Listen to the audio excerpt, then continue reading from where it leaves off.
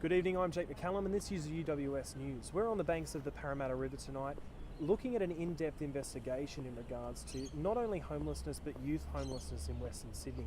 We've got UWS student James Kenny here this afternoon discussing this issue that has raised to epidemic proportions across Western Sydney. James, why have you conducted this research? We're conducting this research because we need to raise awareness of the problems that we have with youth, and in particular youth homelessness in the greater Western area. You're looking at epic proportions of youth homelessness across Western Sydney. What kind of numbers have you seen? Well, there's approximately 44,000 people in New South Wales every single night that are living rough or sleeping rough, as we term it.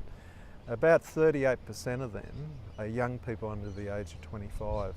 So in our books, that's epidemic proportions, and it's something that shouldn't be increasing, but really something that we should be tackling as a society and dealing with on an ongoing basis. Close to 14,000 youth sleeping rough each and every night. You're looking at the statistics that reveal that a lot of homeless people turn to crime when they've become homeless. What kind of results have you seen there? Well, obviously when you're without a job, which is obviously a problem if you're homeless, and you're living rough, getting up and going to work and having an education, all the sort of things that we take for granted can become a real battle. And just by the fact that you have someone living in a stable, safe environment, that's conducive to getting a good education, it's conducive to having a good job, and of course that helps socially in all aspects. Where do people sleeping rough end up at night? Well, they usually end up in places just like this: Parramatta River, Nepean River in Emu Plains, in Penrith. They end up under bridges, on bench seats, they end up on friends' couches and sofas, and couch surfing is very, very common. So they end up virtually anywhere they can find a home or some place to lay their head at night. What is being done by the government to actually support people that are homeless? Well, a lot is being done by the government, admittedly. Millions of dollars every year, in fact, are being spent in helping NGOs to provide accommodation and immediate help for people who are living this way. But some of the most important work or most important money is not being spent where it should be. And in particular, we look into early intervention in regards to what's going to stop people from becoming homeless and what's therefore going to stop people from getting into crime as a result.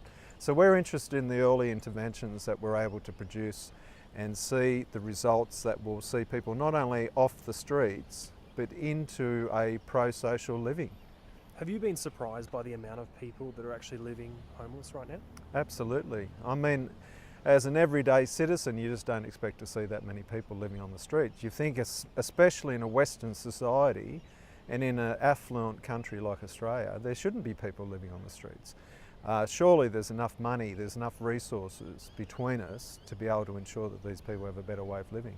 What can we do to support those that are homeless? Well, right now Mission Australia are having their sleep out fundraisers, so people can go online, they can become fundraisers, they can become supporters, they can help in many different ways. One of the aspects that we're promoting is getting people to buy sleeping bags. But the most important thing, I believe, is just by being aware, understanding that the people are living rough out there and they need our support and they need our assistance to get back into life as they should be. That sounds like an amazing opportunity to give back and to support those that are less fortunate than us.